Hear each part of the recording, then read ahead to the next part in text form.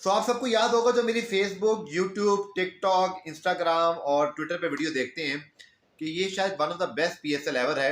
और आज के दोनों रिजल्ट ने इस चीज को फिर साबित किया कि इस एचबीएल पीएसएल 9 में सब कुछ है। और अब्दुल गफ्फार का सलाम आप सबको पहले तो। और कमाल ही हो गया जी। कोयटा ग्लैडिएटर्स जिस तरह से आउट हुए, मतलब कराची किंग के खिलाफ, यकीन नहीं आया कि यह क्या रावलपिंडी में मैच हो रहा है किसी और वेन्यू पर। और मेरे ख्याल में आज अनएक्सपेक्टेड रिजल्ट में पिच का भी बहुत बड़ा दखल था, चूंकि कोयटा ग्लैडिएटर्स ने रीड नहीं सही किया। वो अटैकिंग क्रिकेट खेलते रहे, लेकिन 150-60 जैसे कि आज वंडर डुसन ने कोयटा लाहौर को 160 तक पहुंचाया और that prove to be enough.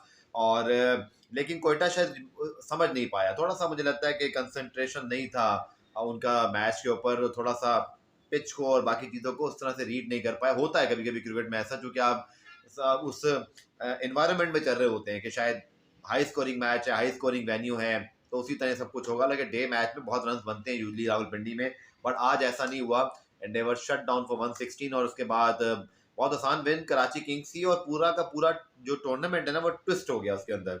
और रही सही कसर इस चीज़ ने पूरी कर दी कि अब तक सारे मैच हारने वाली लाहौर कलंदर्स ने इस्लामाबाद यूनाइटेड को हरा दिया। और अब इस्लामाबाद यूनाइटेड के लिए सिचुएशन खराब हो सकती है। आपको पता ही है कि 12 पॉइंट के साथ मुल्तान सुल्तान क्वालिफाई कर चुके हैं ऑफिशियली। आज कमेंटेटर्स ने कंफर्म किया कि लाहौर कलंदर्स आउट हो चुके हैं पीएसएल 9 की प्लेऑफ रेस से ऑफिशियली। सो अब हैं 4 टीमें और 3 स्पॉट, जिसमें से 9 पॉइंट है जलमी के, 9 पॉइंट है कोयटा के, और सिर्फ 5 पॉइंट हैं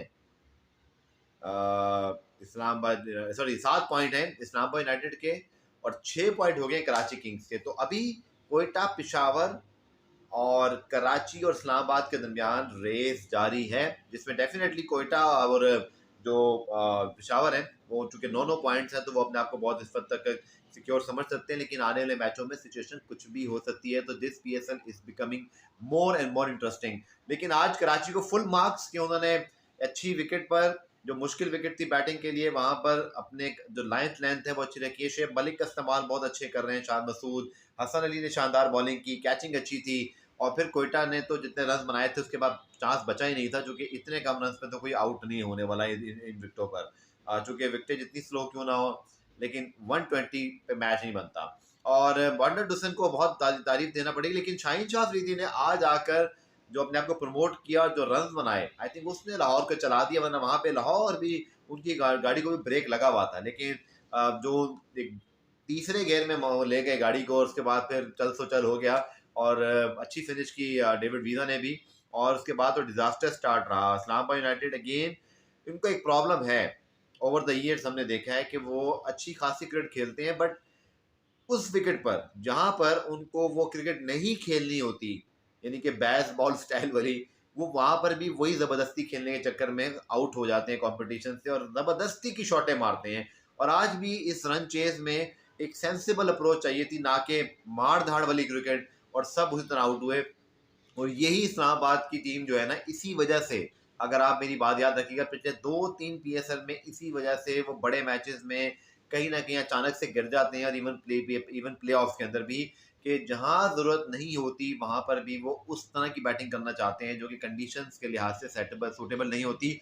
और आज भी लाहौर के अंदर का काम आसान कर दिया इस्लामाबाद यूनाइटेड ने इस तरह की बैटिंग करके।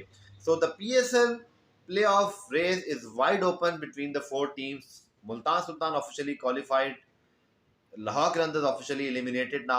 But कोयटा पेशावर के 9-9 पॉइंट जरूर हैं, बट कराची बिल्कुल अब करीब आ गया इस्लामाबाद के, क्योंकि उनके 6 और फिर इस्लामाबाद के 7 पॉइंट्स हैं। सो लेट्स सी कि आने वाले मैचेस में क्या होता है। बट अब इन चारों टीमों के जब मैच होगा, कोई हार जीत जो है वो पूरे के पूरे टेबल को आगे पीछे करेगी। मेरा ये ख्याल है कि मुझे पेशावर जाता हुआ दिखाई दे रहा है, बट इस्लामाबाद के लिए सूरत हाल खराब हो सकती है, और इवन कोयटा के लिए भी, क्योंकि कराची पीछे पीछे आ रहा है। लेट्स सी क्या होता है। मेरे अंदर का पेशावर का फैन जो है वो मुझे इसलिए भी कह रहा है क्योंकि उनके पास बैटिंग में क्वालिटी है, दे कैन एडजस्ट, बाबर और साइम और इसी तरह उनके पास जो बाकी क्वालिटी है, फिर बॉलिंग में भी उनके पास अब बेहतरी आ गई है।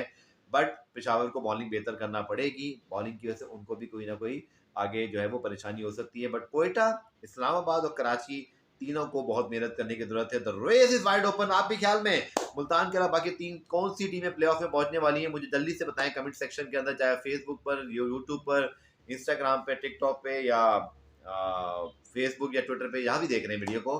और साथ साथ HBL PSL 9 को एंजॉय करें HD और एड फ्री टैबलेट पर।